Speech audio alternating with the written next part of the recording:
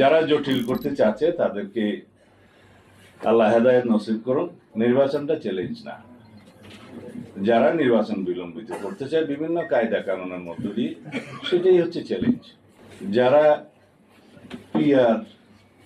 PR করে জনগণকে বা বাংলাদেশকে একটা অস্থিতিশীল সরকার ব্যবস্থার দিকে নিয়ে যেতে চাই, সেগুলোই হচ্ছে চ্যালেঞ্জ। তা এখন লক্ষ্য করছি কেউ আমি কোনো দলের নাম নেব না, এটা তো অনিয়ারে যায়, সবাই দেখে, এখনো আবার সেই আগের জায়গায় আগে গণভোট করতে হবে, কনস্টিটিউশন অর্ডার করতে হবে। এগুলো আমাদের মনে হয় পরিহার করা উচিত। এগুলো হচ্ছে মূল চ্যালেঞ্জ।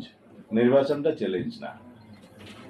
যারা নির্বাচন বিলম্বিত করতে চায় বিভিন্ন কায়দা কানুনের মধ্য দিয়ে, সেটাই হচ্ছে চ্যালেঞ্জ। অথবা বিভিন্ন ইস্যু সৃষ্টি করে আলোচনায় এবং রাস্তায় একই ইস্যুতে আন্দোলন করে যারা একটা বিভ্রান্তি সৃষ্টি করতে চায় জাতির মধ্যে, সেগুলোই হচ্ছে চ্যালেঞ্জ। মূল চ্যালেঞ্জ এটা না। যারা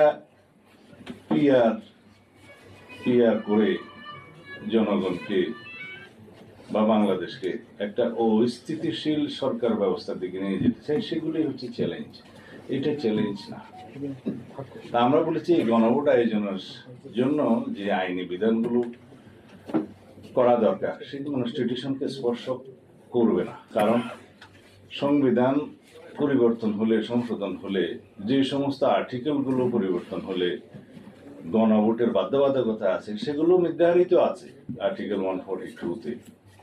কিন্তু সেই সংশোধনীটা যখন হবে, তখন তার পরবর্তী বিষয় চূড়ান্ত অনুমোদনের জন্য রাষ্ট্রপতি স্বাক্ষরের আগে যেতে হবে গণভোটে। সেই জায়গায় আমরা এখন আসি নাই। এখনই তো আমরা 3টা ব্যালটে ভোট দিতে অভ্যস্ত।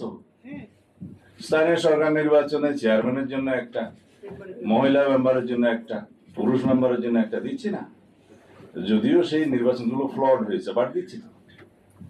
উপজেলা নির্বাচনে উপজেলা চেয়ারম্যানের জন্য একটা, মহিলা ভাইস চেয়ারম্যানের জন্য একটা, পুরুষ ভাইস চেয়ারম্যানের জন্য আমরা দিচ্ছি। সিটি কর্পোরেশন মেয়রও এরকম 2-3টা ব্যালট থাকবে। তো সুতরাং আমাদের জনগণ অভ্যস্ত।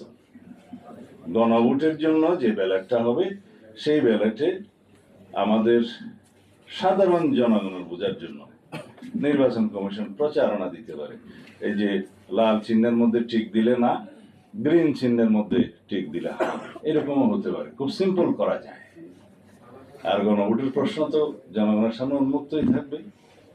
এই যে জুলাই জাতীয় সনদ যেভাবে স্বাক্ষরিত হয়েছে, অঙ্গীকারাবদ্ধ হয়েছে, তার পক্ষে আছেন কি নাই, হ্যাঁ অথবা না। তা আমরা সিম্পলের দিকে যাব, এটাই হচ্ছে আমাদের জন্য চ্যালেঞ্জ। যারা জটিল করতে চাচ্ছে তাদেরকে আল্লাহ হেদায়েত নসিব করুন।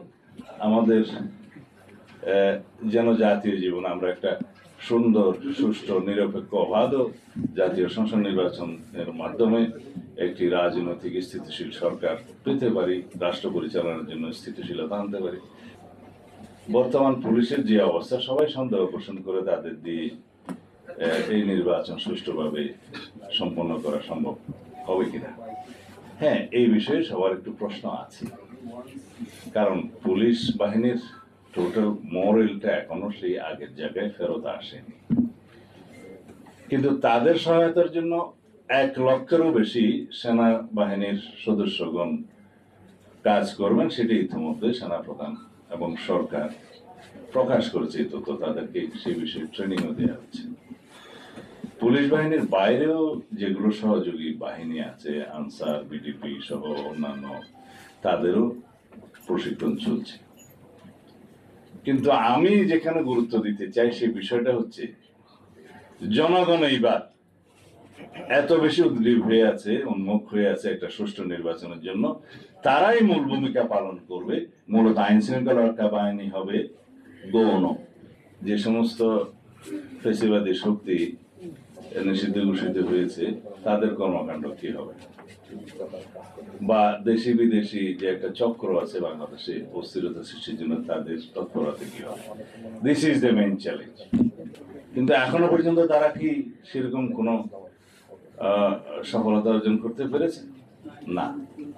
জটিকা মিছিল বা গেরিলা টাইপের 2-1টা মিছিল দিয়ে রাতের অন্ধকার অথবা শুভে সাদেকের সময় ফটো টোটো তুলে তাদের নেতাদের কাছে পাঠিয়ে দিচ্ছে। এখন শুভে সাদেকে মিছিল দিলে রাস্তায় কেউ থাকে না, সেই ফটো টোটো ভিডিও টিডিও দিয়ে কৃতিত্ব নেওয়ার চেষ্টা করছে। কেউ কেউ ভিডিওতে জমে, কেউ দিল্লি থেকে, কেউ ফ্রান্স থেকে বয়ান টয়ান দিচ্ছে। এগুলো বাংলাদেশের মানুষ পাত্তা দেয় না। আমরা যদি এই ফেসিবাদ বিরোধী জাতীয় ঐক্যটা শক্তিশালী করি, সমুন্নত রাখি এবং এই গণতান্ত্রিক শক্তিটাকে আমরা সম্মান করি, আমাদের মধ্যে বিতর্ক হবে, কিন্তু আমরা যদি এই গণতান্ত্রিক ঐক্যটা, ফেসিবাদ বিরোধী জাতীয় ঐক্যটাকে সমুন্নত রাখি এবং শক্তিতে পরিণত করি, ইনশাআল্লাহ ভবিষ্যতে বাংলাদেশে ফেসিবাদের কোনো উৎপাত এবং উৎপত্তি দুটোই হবে না।